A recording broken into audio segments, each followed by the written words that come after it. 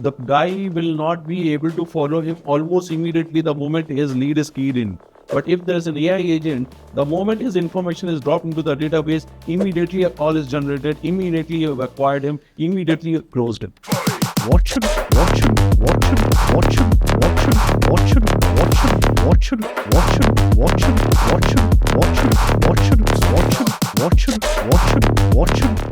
we really be thinking about AI? Earlier we used to have like a lot of customer support person. Now almost 80-90% of our user queries are being solved by AI agents. So if a delivery is late, it's you.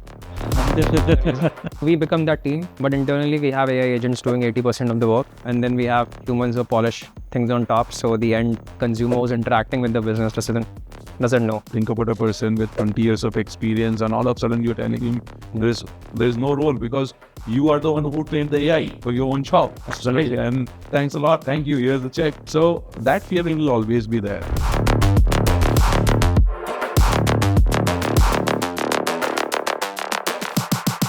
Welcome to RoundTable Central by Brand Story. AI. I think we can't do any conversation today without AI. And it's getting increasingly difficult to parse this world of AI.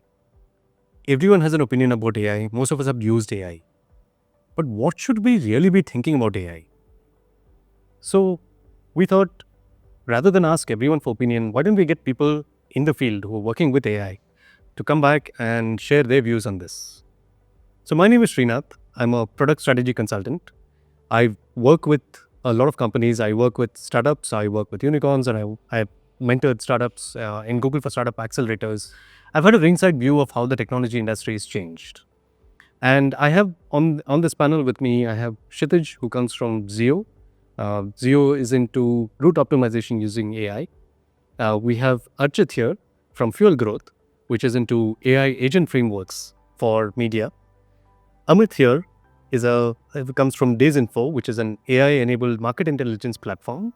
And Leo is from Jane, which is into AI in supply chain. So we're here to discuss more about this world of AI, what it means for India, what are AI hit, misses, and potential for India. So I'd just like to step back and say, since all of you come from such varied backgrounds, I think it'll be great to hear a little more about what your experiences and what you see in this world of AI.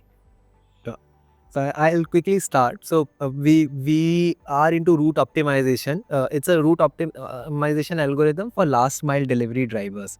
While we didn't have a lot of AI built into the system before this entire era of AI coming in, but after this we have been able to see a lot of optimization that we have done. So we have done a lot of optimization in customer support, in understanding the images that are coming in. So we get a lot of images from drivers which are manifest of addresses, and we have been able to save a lot of costs from the use of AI as it is, and then we are figuring out what real use cases when we can build around the use of AI. So great. So if I understand your business, you are actually doing optimization. You're the ones who are telling the drivers about where to go next. Yeah, exactly. Yes. And we plan their deliveries. So they get a lot of addresses in a manifest format. They would have like a list of address.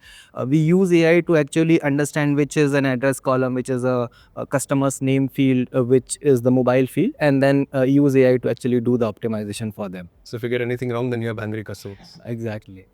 And we get tons of customer support queries on a daily basis, hundreds of them. Earlier we used to have like a lot of customer support person. Now almost 80-90% of our user queries are being solved by AI agents. Oh, great. Okay, so if a delivery is late, it's you. Are you on the reason? Yeah, good. Yeah, I mean, I've been involved in the e-com and D2C space for the last 10 years plus. Built SaaS before this. And I think AI sort of has opened up opportunities which SaaS in a way couldn't. We might dive deep into that later. And so I've been building Fuel Growth with the whole idea of being able to provide end-to-end services which AI sort of unlocks a lot of barriers which humans had. So with regards to performance marketing, content, I think humans' brain can only take in so much content. AI is able to structure, understand, decode, and sort of give us insights at a level which, and then crunch data at volumes which human strategists or human people can't. And so AI sort of comes in over there for us as an agency internally for the decision making, and then we use humans sort of help wrap up or polish the work which AI really can't do today. So it sort of helps you streamline a lot of the possibilities which humans were restricted with, opens up a lot of opportunities for businesses to sort of look at options which services businesses in the past could not look into. So yeah, I mean, there are tremendous sort of use cases. Great. So if I understand your business, you're into the field of today. There's this whole era of performance marketing. Yeah. And usually I have to hire a team to do this. So Yeah. you're replacing that with AI agents for it. So we become that team, but internally we have AI agents doing 80% of the work. Okay. And then we have humans who polish things on top. So the end business or the end consumer who's interacting with the business doesn't know where AI comes in the picture. Yeah, it's human plus AI. Human in the loop. Yes.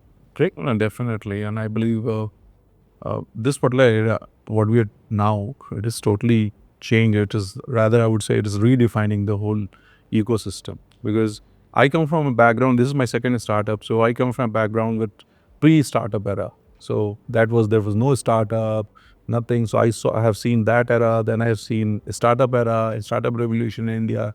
Then from startup, it was fintech, e-commerce, then e-commerce to fintech. And now we are into AI eras. The one thing which what I have seen, this is the most challenging era. Because now people have to do, and when I say people, I'm talking including the entrepreneurs. I'm also talking about government agencies. I'm also talking about investors. I'm also talking about enablers. Everyone. Yeah. They have to put their best foot forward. Yeah. To stay sustained or grow in this era. This is not going to be as easy as it was like in fintech or EV or startup or pre-startups. Yeah. So, because since what we do, we keep on curating all this data with the help of AI. So, we are a market intelligence firm, got more than 20 million data points with us, and we help investors, entrepreneurs to understand changing landscape of different sectors, identify opportunities at the early stage for investors. For entrepreneurs, they need to understand, they need to define growth strategy. So, our platform helps them to define their growth strategy, competitive landscape that they want to do, all those things with the help of data. So, when I put all the data together, I feel this is going to be the most challenging era. And that is what my take is. Okay. So we're an integrated logistics supply chain solutions company. So where our business model is built around import and exports. We handle 60% of India's drone supply chain at this point for the manufacturers. Apart from that, we realize the problem statement exists across the board. So now we do aircrafts, we do scrap metal, we do metal and alloys, non-consumer electronics, EV. I think that list keeps going on a day-to-day basis. But what has helped is we realized automation was the first step in going to AI.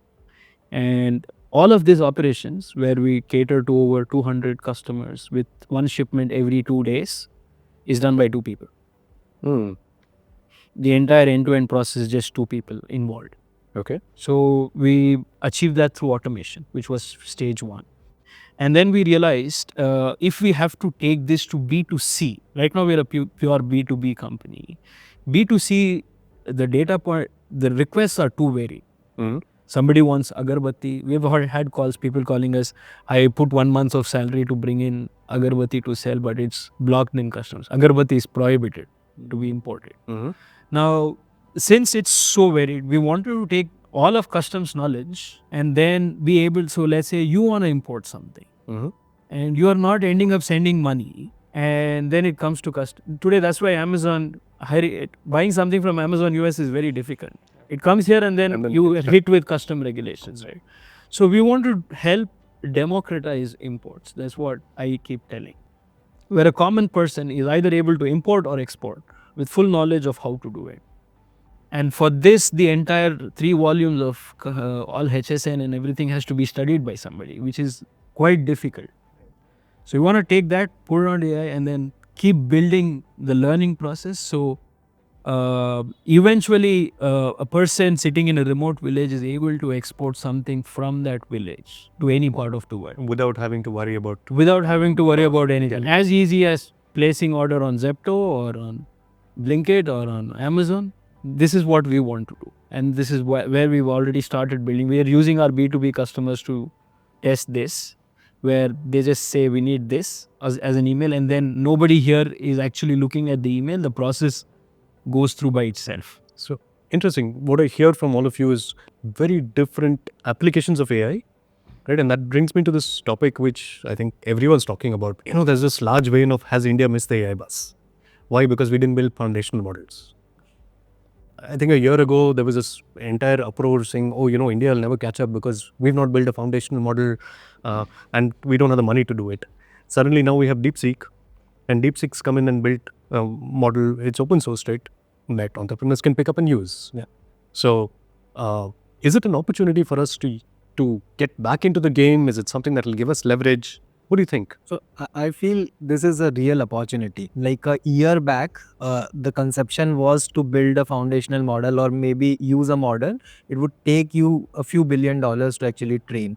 What DeepSeek has done is shown the world that you could optimize your costs. You could run a very, very optimized model locally on your desktop or maybe on your server, and then use it for like varied applications. So we now have an opportunity to do the same with our own models, and obviously we have a few Indian models. Kritrim, I think Sarvam has done a good job there, but now we have a real opportunity where we are not resource constrained, at least in terms of the spendings or the billions of dollars that were supposed to be needed. See this. You believe there's a huge advantage because we are able to build on top of that layer. Yeah. And I think we should be focusing on the use cases which are very niche to India, rather than trying to compete on the LLM like foundational models, because I feel going forward these models will again get commoditized. The prices even when the OpenAI and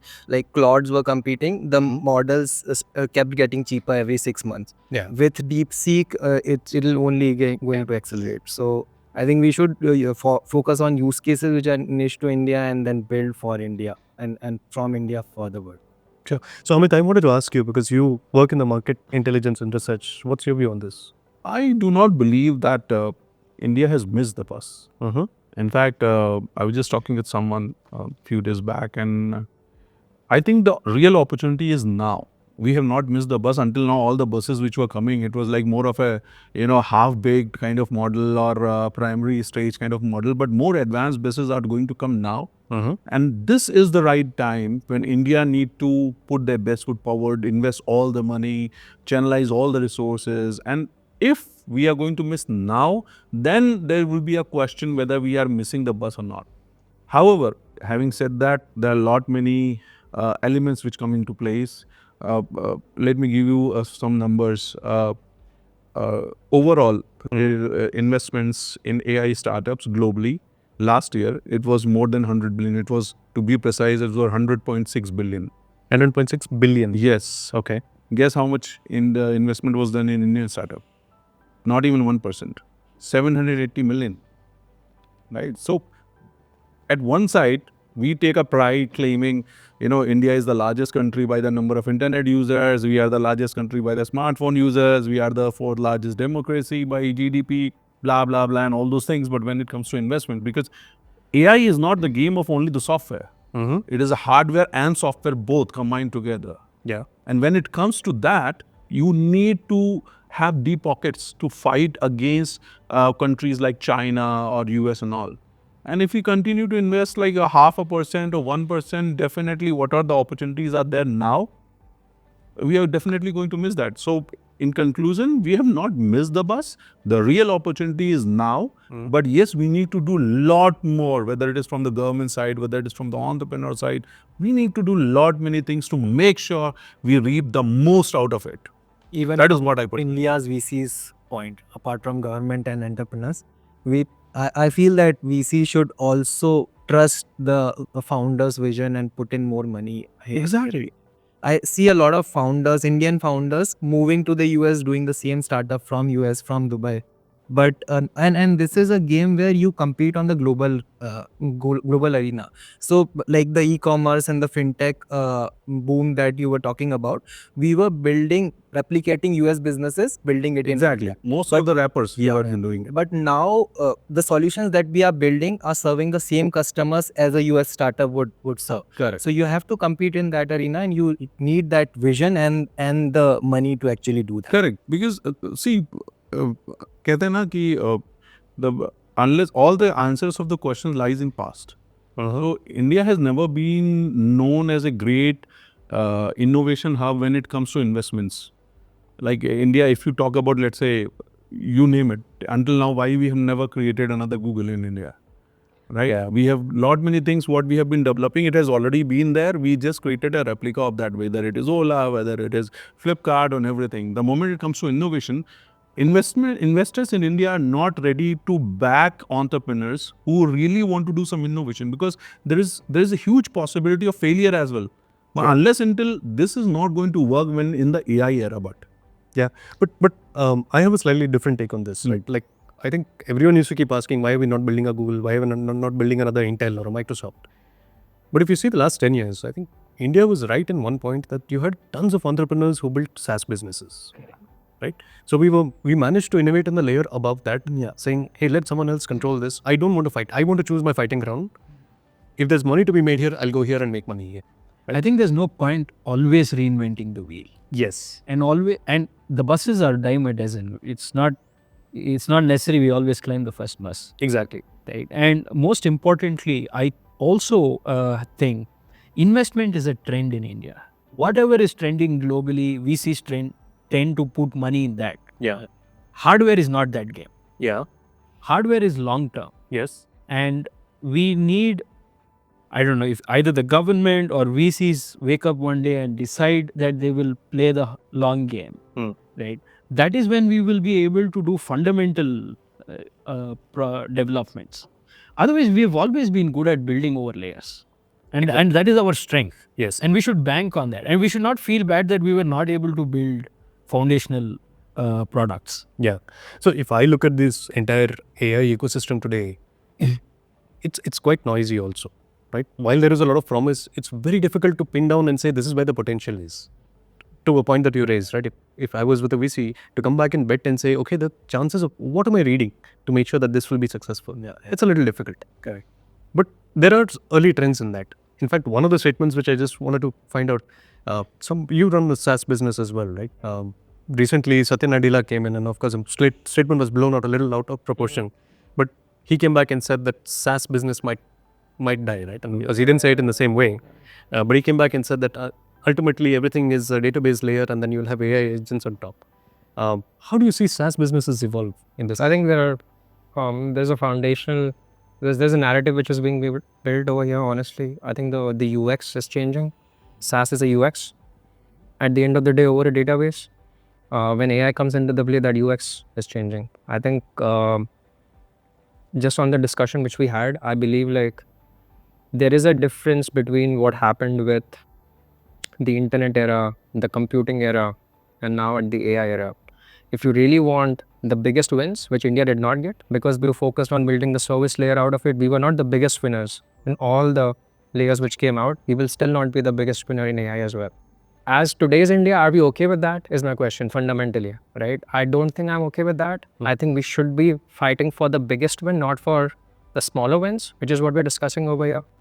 But for that biggest win, I don't think we've had that planning long term in this, right? I think we needed to invest a lot on research institutes in India, promote a lot of research work in India, do foundational work in terms of hardware, promote that part. I think that there had to be that long-term thought process which had to start 20, 30, 40 years ago, which happened in China. Yeah.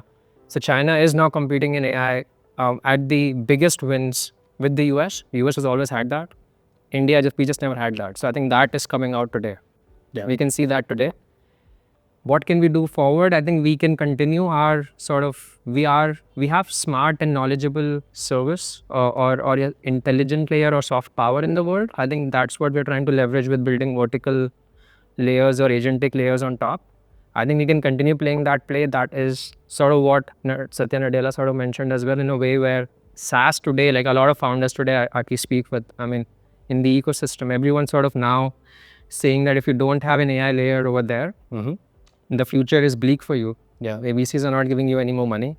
The customers now expect a little bit of AI to sort of do the work for you. Absolutely. So I believe like it's more around the UX is changing, the expectation of end-to-end work being done. Someone else was using SaaS to do the same work which AI can maybe do now for you. So I think those are the changes that are happening. I don't say SaaS is dead. I feel companies who had that distribution layer are at a massive advantage over someone who's starting off today. But I mean, there's always an incumbent and a starter sort of play which goes on. Whoever sort of gets that UX or that design layer game going, I think that's where the win is today. In my study. Yeah. I think that's the point. So essentially SaaS is changing in terms of the model, how you charge. So Yeah. earlier you used to charge on the seat basis, the pricing was on per seat basis. Now you'll be charging on what the agent is able to do for you. If I'm charging like $30 for the entire month and the agent is sitting ideal for most of it, I think going forward people will want to only pay for the amount of time it has worked, and most of these things will be like agentic, as everyone is talking about. So for each specific task you will have an agent and you will be charged on the amount of work it is getting done for you, versus like how much time is it active, or maybe on a monthly basis. So you expect more like a task-based pricing rather than a subscription fee. Exactly. Well, I totally agree. Today, if you see, the talk of the town is AI calling agents. Today, that is the biggest talk of the things in the market. Almost everyone is working on the same. Why? Because it can easily, especially the target areas, most of the fintech and BFSI and all those companies where the call volumes are high. And these agents are easily able to cut down your cost by 60 to 70%. Like we did a research sometime back, and I'll just give you again a few data. Per minute cost when you set up a call center, for inbound calls, it is around 11 to 13 rupees. But the moment you start deploying your AI agent, it starts from 9 rupees, and eventually you can keep on cutting down to until 4.5 rupees. And that's now. That is today, as of now, when the system is not matured enough, right? Think about a situation down the lane 2 years, right? I think you can easily get it down to 2 rupees or something like that. That means 11 to 2 rupees, almost your 70% cost is down. Yeah. So companies are much more, I've spoken with so many companies, and companies are like, I'm totally fine, yaar, because you are charging me based upon per call. So it's not like that. Suppose you are hiring a person and you know that every first of the month you have to give him fixed amount of money, whether he is making calls or not. If your agent is not working for me, I do not have to pay. Yeah. So this sounds like gig economy for AI agents. Exactly. But I want to come to you, Leo. In this whole scheme of things, also what we are seeing, largely we are seeing replacement of mundane tasks with AI. But in a domain like yours, where you're doing supply chain and you're doing this for something like drones, and so the cost of errors is pretty high. Correct. So how do you see AI moving inside? You are right. AI will replace a lot of repetitive tasks, and I think it's good. So we are looking at both structured and unstructured spaces, right? AI right now is mostly deployed in structured spaces. Like the call center is a structured economy. Yeah. Now, I was looking at blockchain and AI together in tracking parcels. The amount of shipment that gets lost in sea or in warehouses or during transit is phenomenal, right? We still don't have an effective tracking system. Okay. What AWB number you put, like the tracking number, is basically tracking at certain nodes, like at a initial collection point, at a warehouse, at a customs warehouse, or on the ship.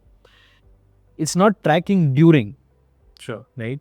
Now, if I think these models will come up, FedEx is doing some activity around this, DHL as well, where we will be able to predict accuracy of tracking during transit, even though there's not a device on this product that is actually tracking it based on GPS. Okay.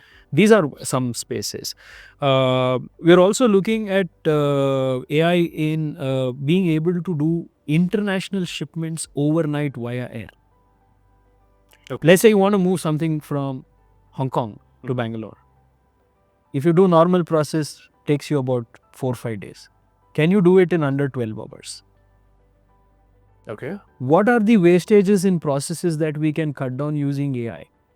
How much documentation can be automated to be already in place so that the moment I pick it up, let's say in central Hong Kong, and move it to the airport, which is about a 45-minute drive, right? And Cathay Pacific will pick it up. Direct flight from Hong Kong to Bangalore, lands here at 12 o'clock in the night. Yeah. 11:30 in the night actually. And then 1 a.m. in the morning, can you receive your parcel? Can we make quick commerce global like this? This is possible through AI. While everything becomes predictable. And I think Cathay is already working on something like that. We've been able to see a lot of wastage in work reduce by AI. If we can auto-generate a lot of documents, we will be able to do 1 million shipments with maybe 10 people. Wow, that's some scale. This documentation and form filling is definitely Is a very big space. Yeah. There's an industry HOA in US where you sell and purchase houses. You have to fill a lot of forms. A lot more companies are now using AI to do 80%, 90% of the job. And then I have seen a few founders who have some analysts here in India. After the AI has done most of its work, they just verify if everything is. As you were saying, a human in the loop just to do a verification part. And I think that's only for like right now, like maybe in the future, almost 99, maybe 100%. As I keep The bill of entry document that we file, right, it comes as a checklist before that. And an average checklist consumes 15 minutes of your time for verification, which has a minimum of 10 products. Certain shipments come with thousands of line items, right?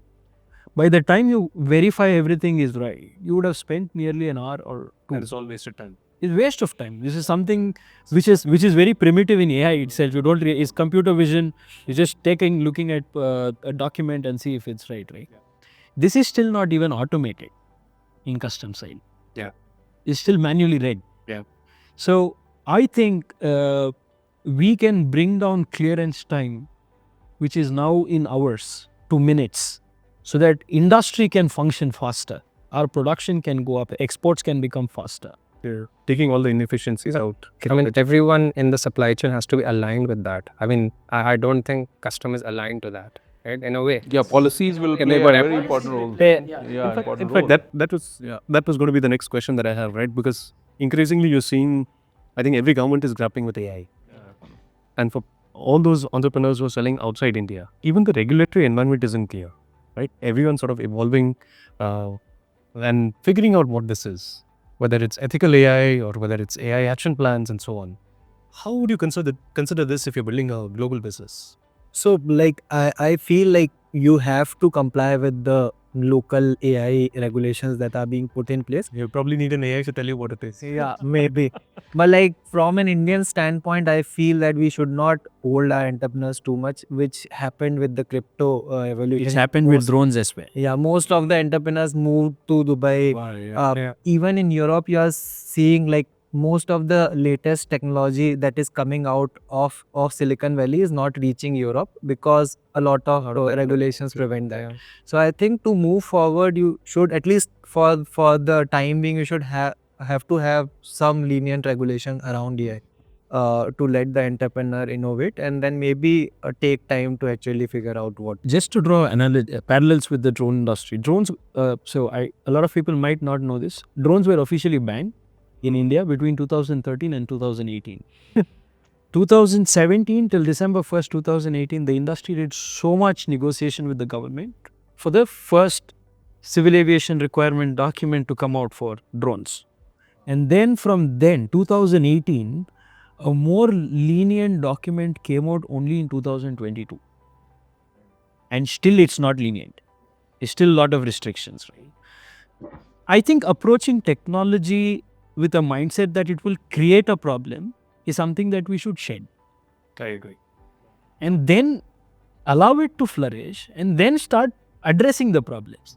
Not assuming the problems and then telling you letting the technology only function within a very small realm. That's why we missed the drone wave. We still stuck with primitive technology in drone space, where the world is now DJI by virtue became, IdeaForge, DJI, IdeaForge, India's largest drone company, DJI, all started on the same space, same time zone. DJI is now $18-20 billion company, and they own 95% of global market, right?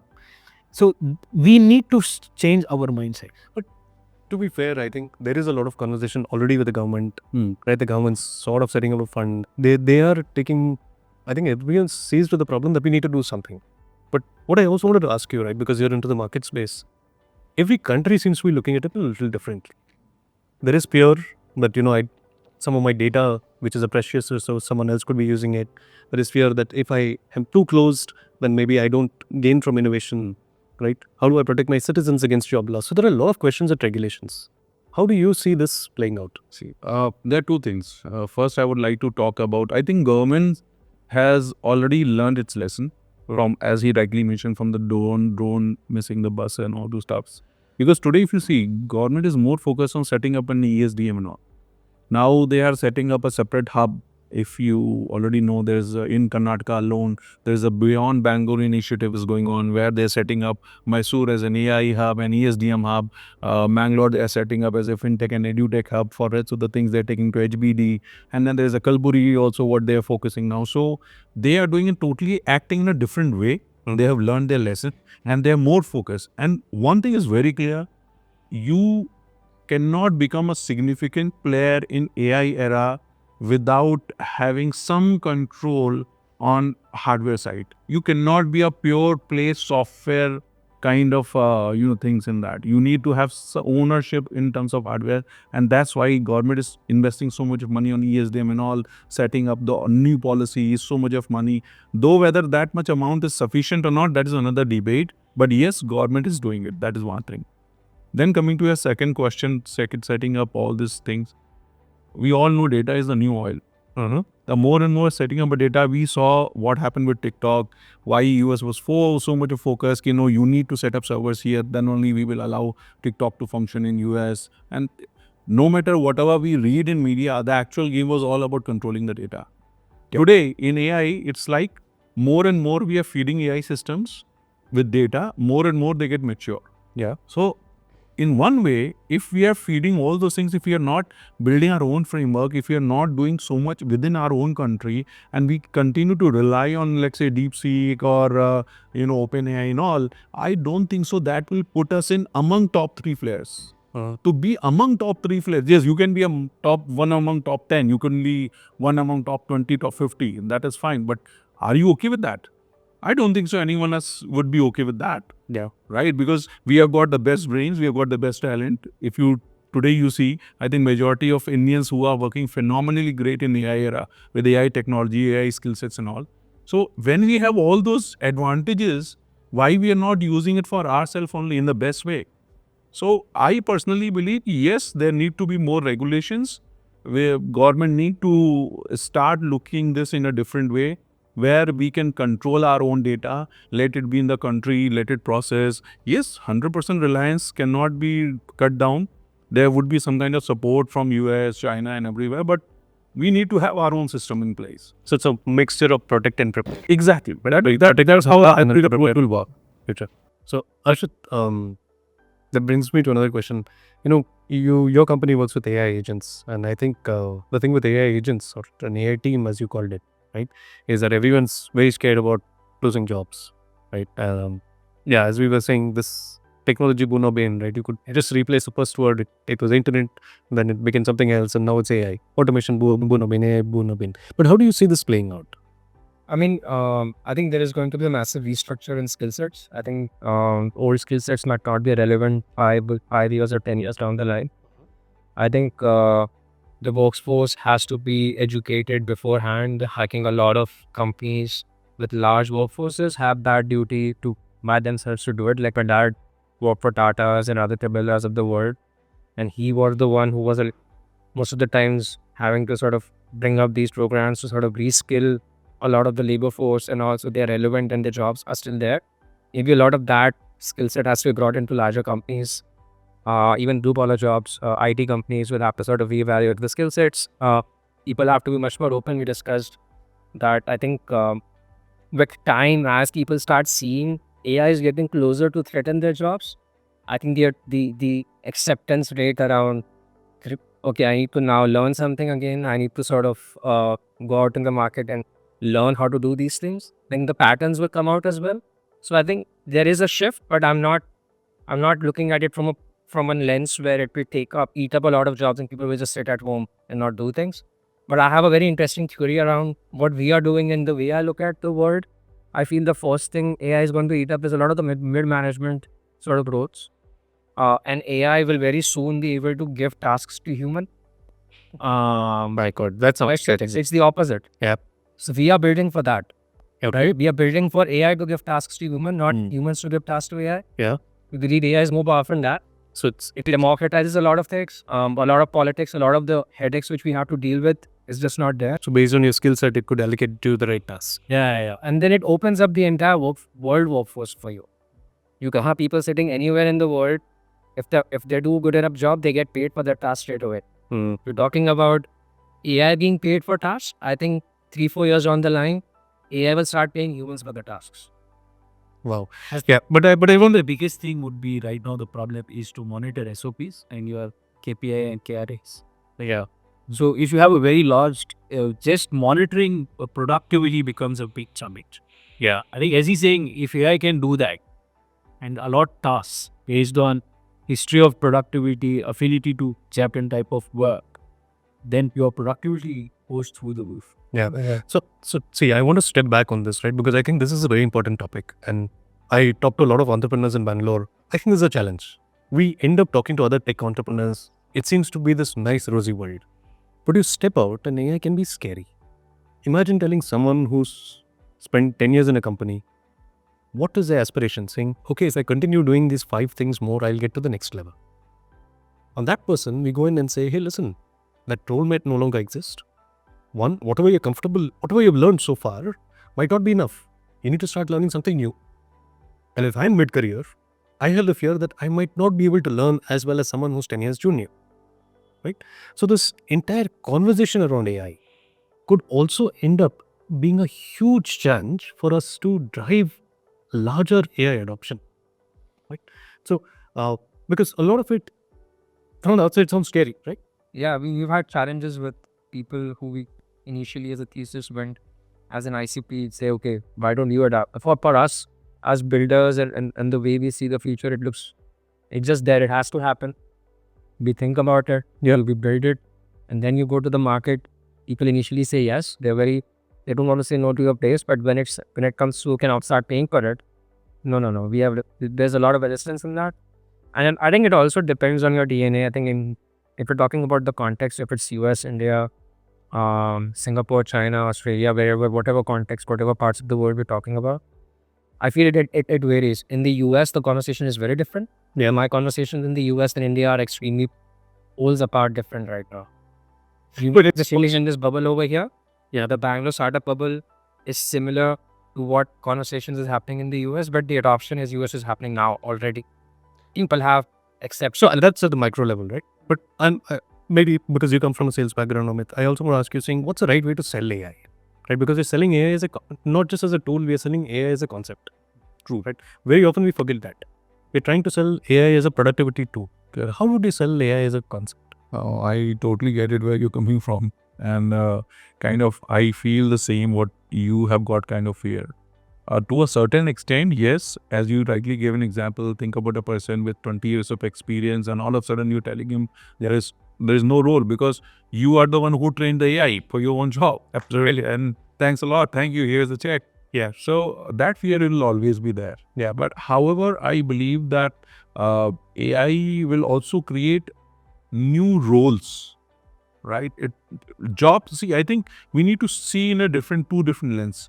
Jobs and roles. So jobs may be lesser, but it will not be a significant, or it will not be a drop, will not be that significant. That will not drop, may not be that huge. But yes, roles will be redefined. The reason behind we need more people who can use AI tools.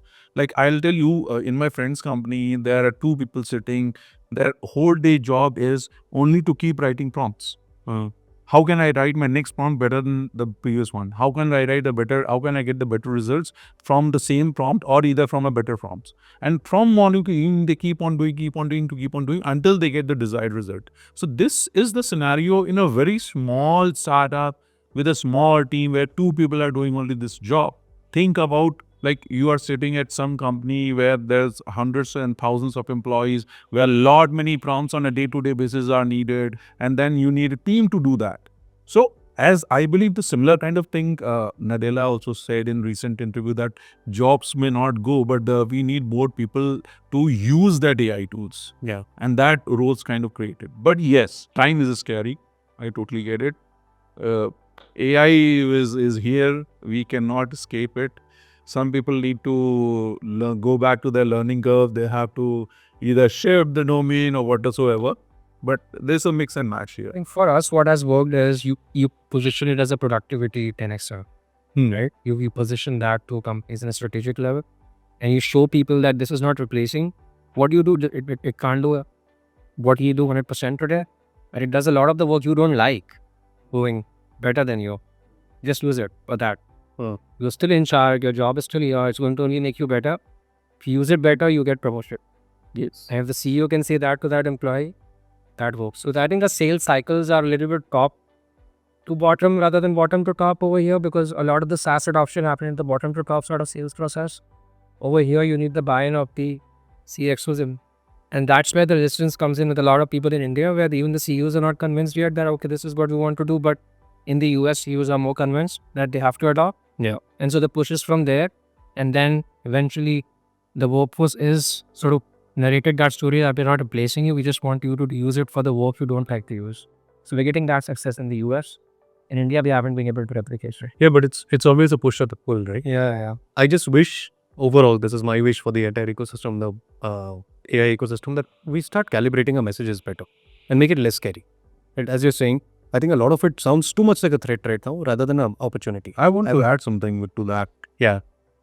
See, I believe when it comes to sales, there are a lot many domains where the whole team cannot do the job the way it is needed. I'll give you an example in digital lending case. So digital lending, what happens when a person is applying for a loan, he never applies a loan from one company. True. At the same time, he applies loan from 6 different companies. And whoever approaches him first, the probability is higher that he will take a loan from him. Because almost we know most of the companies are offering almost at the similar rate. Now think about a situation. You have got a team sitting 100 people. The guy will not be able to follow him almost immediately the moment his lead is keyed in. But if there is an AI agent, the moment his information is dropped into the database, immediately a call is generated, immediately you have acquired him, immediately you closed it. So what happens? The probability of closure from the company side winning that customer is much higher using such kind of AI tools, AI agents, or whatever you want to call it. Yeah. Right? And you can attend lot many more calls. So the roles will change, but there definitely this kind of things are needed for companies to have a better revenue and all those things. And there's no. So these are business arguments, right? Yeah. I was just saying, think of it this way, right? If you draw a line and you say you're either above the algorithm or below the algorithm. If you're above the algorithm, this works very well, right?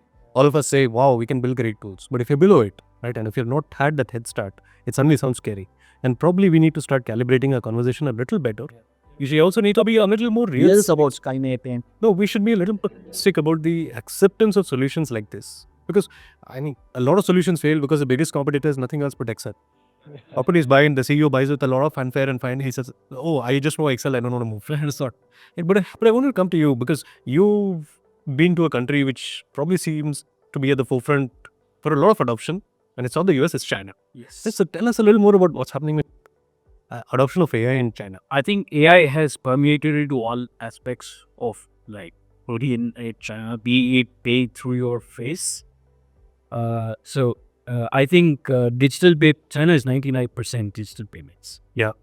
You either pay through your phone, your watch, your fingerprint, or your face. Wow. And I think rejection rates are less than 1% in payments. I've never seen a payment fail anywhere of all the times I had been there, and then I spent extensive time in China.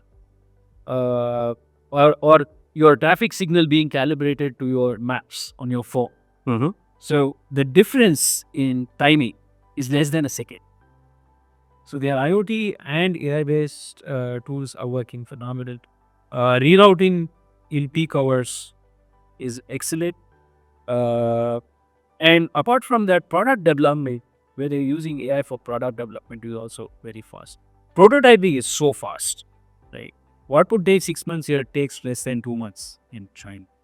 And they're using a lot of these algorithms to work on that space. Software is, especially building software, is faster way. Whatever we say about software in India, and we are very good, there is no doubt about it. But they have utilized all of these aspects in this one, and the amount of data they have to process, I think that's been their push for implementing AI. You have cameras every 50 meters or 100 meters, and all of them are recording like. Now imagine the amount of data hitting your servers, and in that you have to find traffic violation. If there is a crime, then you have to process that data. You're also looking at vehicle data to get congestion. Apart from that, most of the taxis are now carrying LiDAR, so real-time infrastructure Taxis development Wow. Okay. is being monitored on a daily basis. Like if you're building an apartment, somebody building an apartment, how many floors are up on a daily basis is being monitored. And digital twins are being built on this. And based on this, prediction models are being built. Now imagine this much data needs to be processed. Humanly impossible to process by a second. Yeah. You need something that's already running on the background to look at all of this data. And I think a lot of use cases have been, by the sheer sizes of their cities, have been developed. Few cities only have piloted metros. Most of the cities have metro trains that are pilotless. Mm-hmm. And you need to stop accurately in front of the gate. Some of them are sensors and automation, but imagine 19 lines of metro, each line 100 kilometers in length. And imagine you need to work between peak hours, which is the same peak hours in India and China. Peak hours remain the same. Technology adoption has become very fast.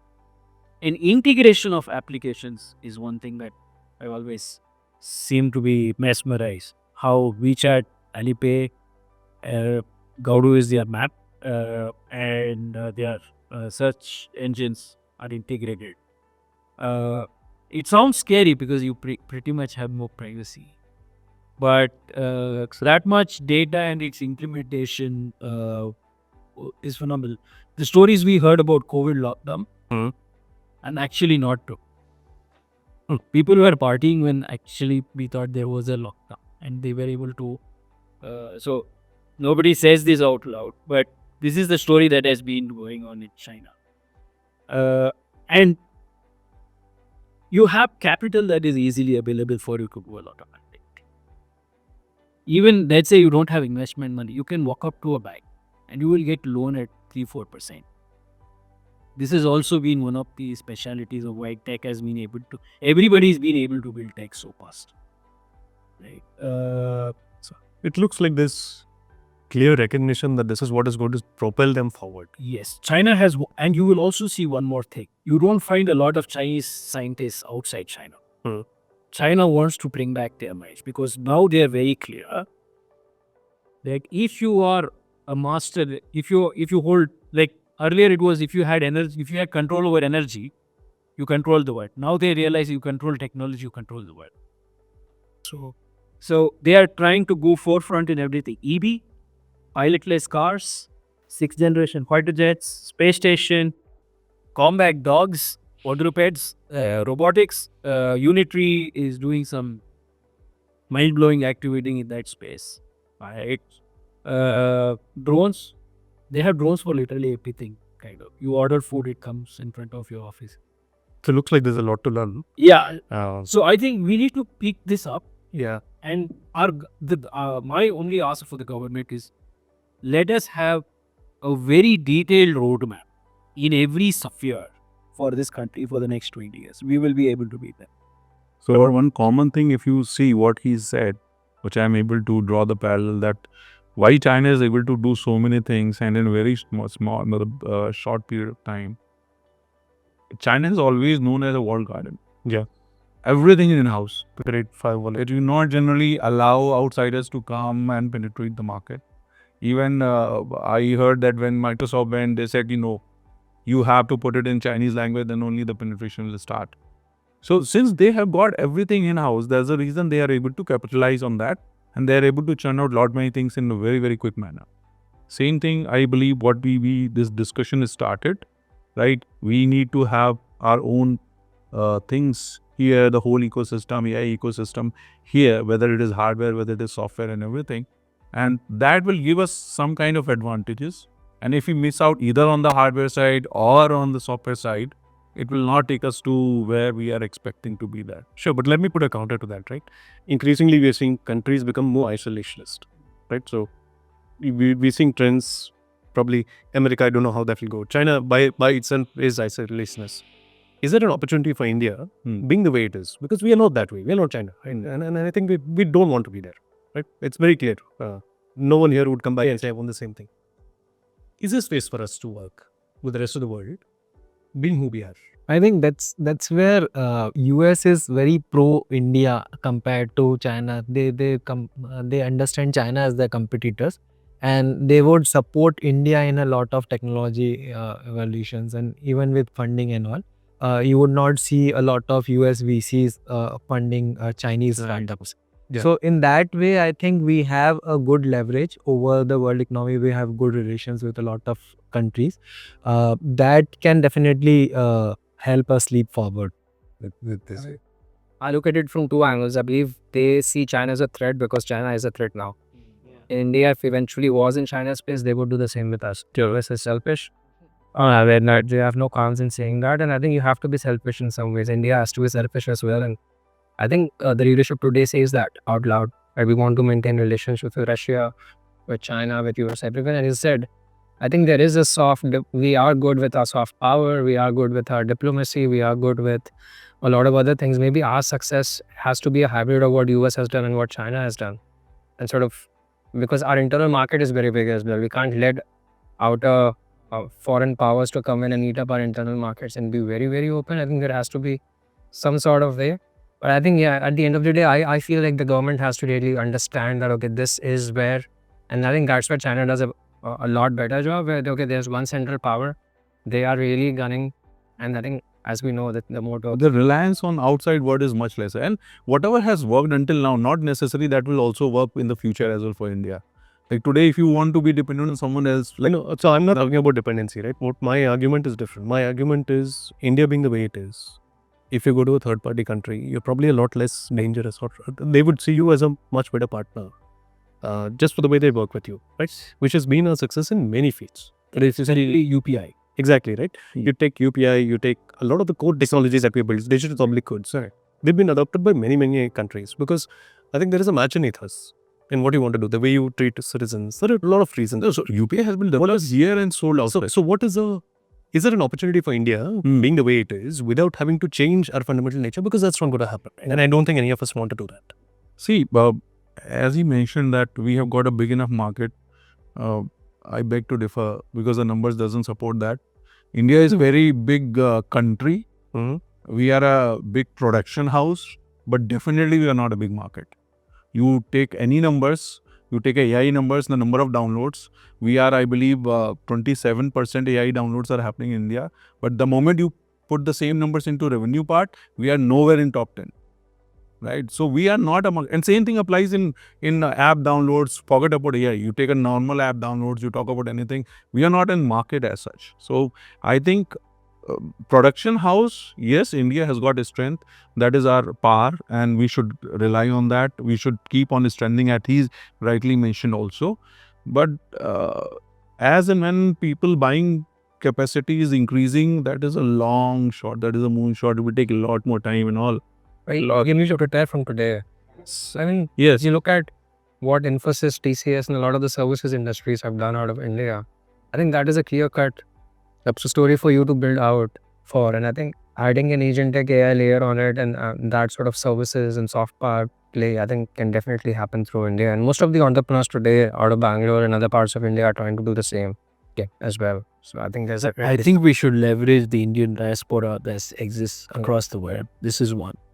The second thing is we need to start building technology in collaboration with smaller countries, where we take them into our fold and build a technology collaboratively, so that it also shows to the world that we are open to nurture smaller countries Rather than threaten. rather than they feel like a threat. Because all smaller countries, bigger, more developed nations have only exploited them.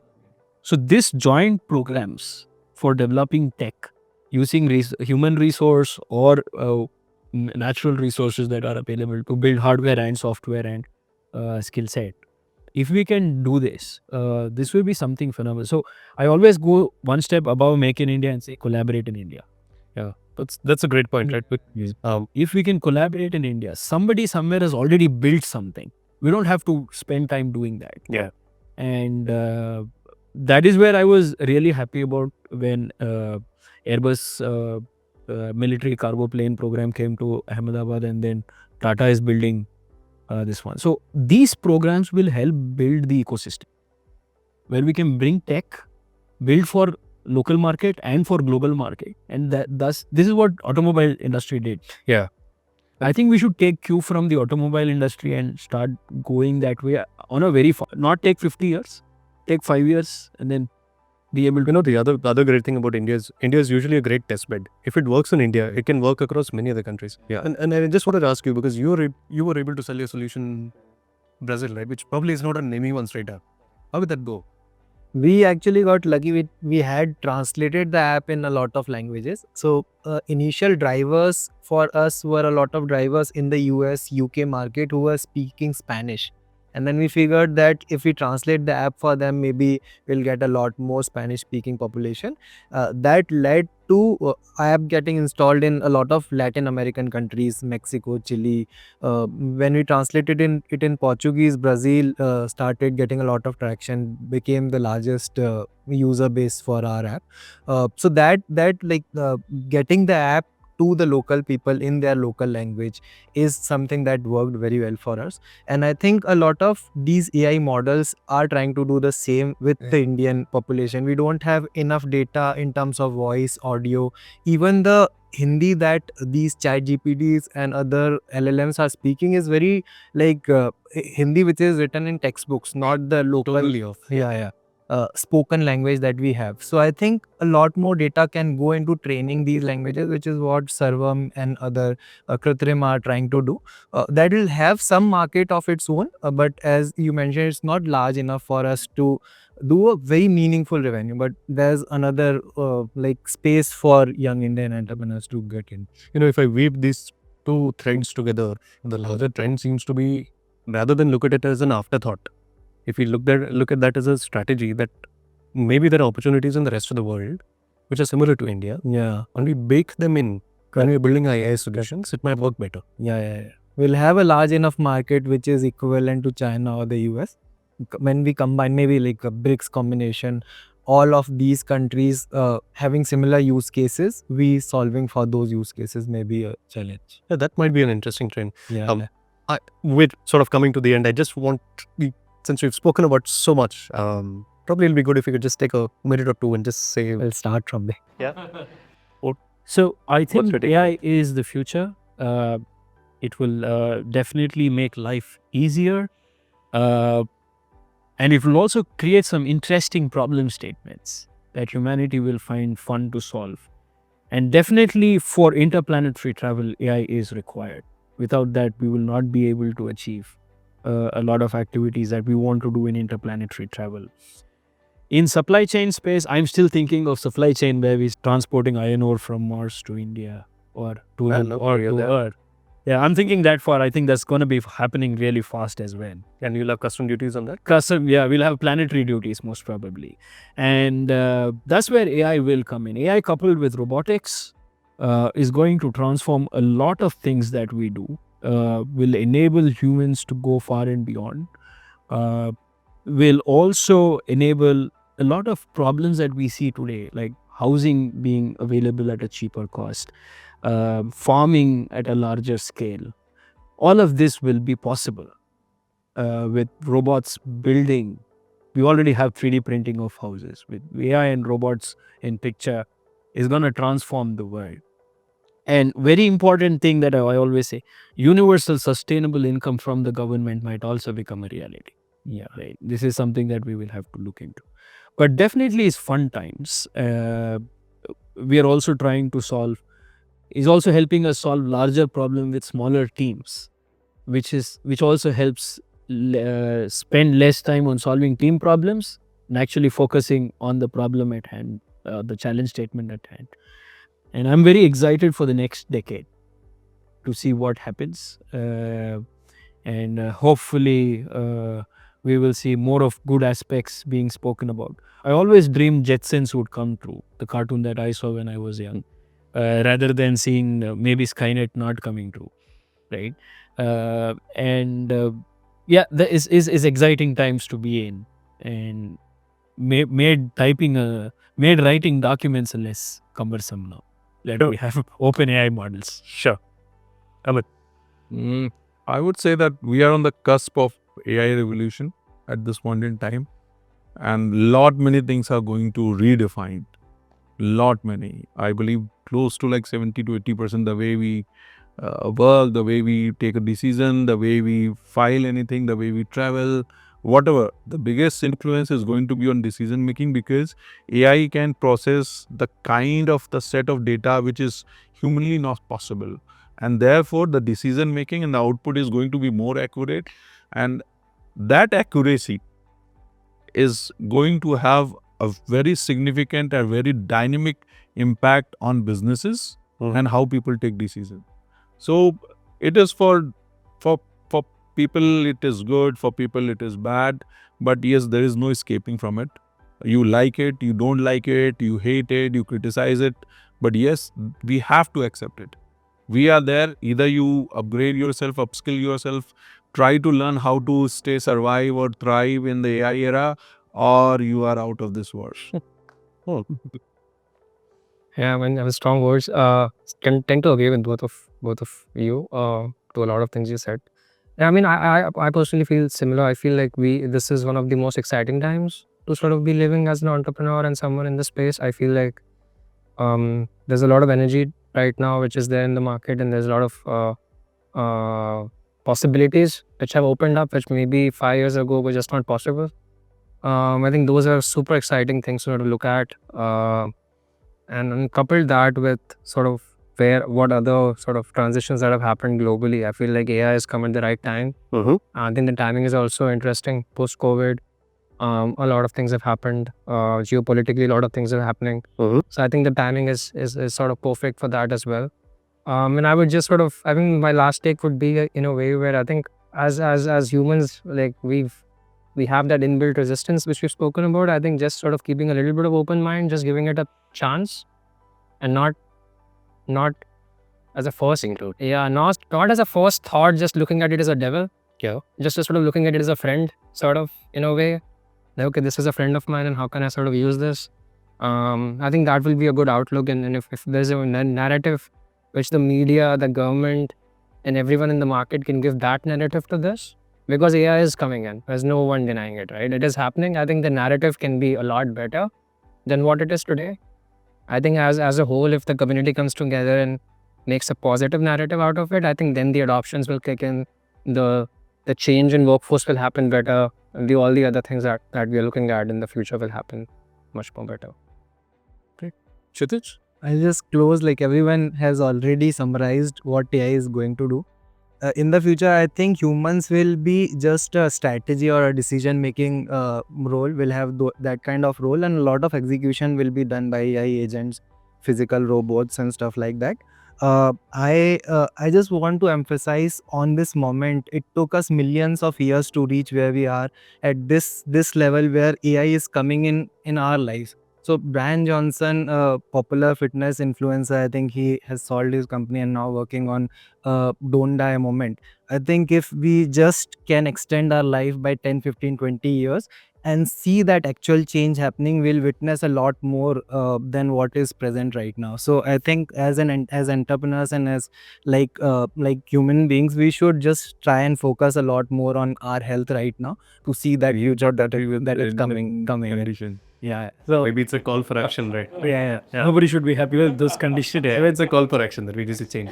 So I think the AI coming in, we should be present to see what Maybe we'll have AI to help us with that. yeah, maybe. And yeah, AI is definitely helping a lot more with the medical research. With all the data that we have, I think we can draw a lot more insights in science and physics, chemistry. We are going to be more research driven. That is what I'm seeing, because AI can do wonders there. Yeah. And whatever comes out, which was not possible before, can play a very, very significant and vital and important role in decision making. That's true. Maybe we should just ask it, how do we solve the AQI problem? Yeah. But great discussion. I think we started off by saying AI hits, misses opportunities. Yeah. We all agree it's not a miss. No, It's not a Yes. yes, absolutely not. The time is now. I think there are a lot of things that need to come together for us to move ahead, to convert it to a hit. Regarding opportunities, there are opportunities, there are unknowns and there are concerns. I think overall, probably as an ecosystem, a larger ecosystem which might involve government, which might involve all those people who may not directly benefit with AI. We need to be sensitive to concerns, so that we don't miss the opportunities, Right. and be little bit wary of what are the different unknowns, right? Because the path ahead could be great for everyone, or we could end up enriching a small section and have everyone else live, as I said, below the algorithm, right? And that's not a future that any of us want. But a lot of promise, I think, a lot to look forward to. And thank you all for the discussion. Both sides. All right. Thank you. Thank you.